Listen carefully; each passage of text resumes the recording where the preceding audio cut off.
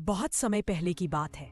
एक छोटे से गांव में अमन नाम का लड़का अपने परिवार के साथ रहता था।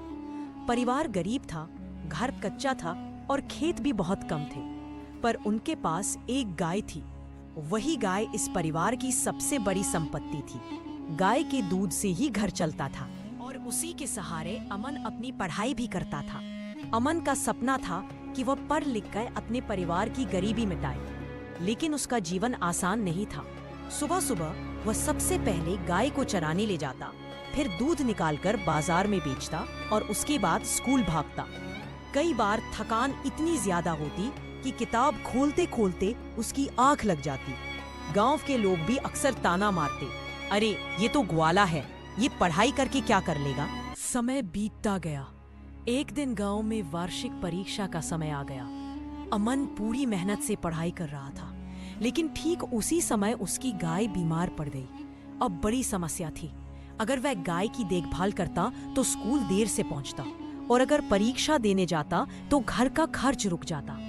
उसने माँ से कहा, माँ, मैं परीक्षा भी दूंगा और गाय की देखभाल भी करूंगा, चिंता मत करो। सुबह उसने खुद दवा बनाई, गाय को खिलाई, थोड़ा दूध निकाला और बाजार ले जाकर बेचा। उसके बाद बिना समय गवाए वह भागता भागता स्कूल पहुंचा। वह देर से पहुंचा था, लेकिन मास्टर जी ने उसकी मेहनत देखकर उसे परीक्षा देने की अनुमति दे दी। परीक्षा खत्म होने के बाद अमन और भी ज्यादा मेहनत करने लगा।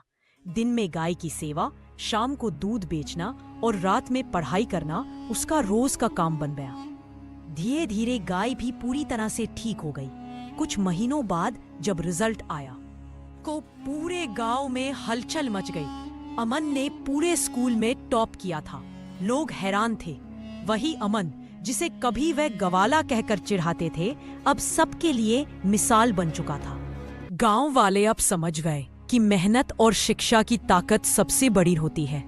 उन्होंने अपने बच्चों को भी पढ़ाना शुरू किया, और जब भी कोई अमन की कहानी सुनाता तो यह कहना नहीं भूलता कि देखो, इसी गाय के दूध ने अमन को पढ़ाया लिखाया और उसे महान बना दिया। अमन बड़ा होकर एक अच्छे पद पर पहुंचा और गांव की सेवा करने लगा। उसने स्कूल में नई इमारत बनवाई ताकि गांव के बच्चे बिना कठिनाई के पढ़ सके। दोस्तों, इस कहानी से हमें यह सीख मिलती है कि जीवन में चाहे कितनी भी कठिनाइयां आए, अगर मन में विश्वास हो और मेहनत करने का जज्बा हो तो कोई भी बाधा बड़ी नहीं होती। गरीबी, मजाक और संघर्ष सिर्फ रास्ते की रुकावटें हैं। जीत हमेशा उसी की होती है जो डटा रहता है। याद रखिए, छोटे साधन भी बड़े सपनों को पूरा कर सकते हैं।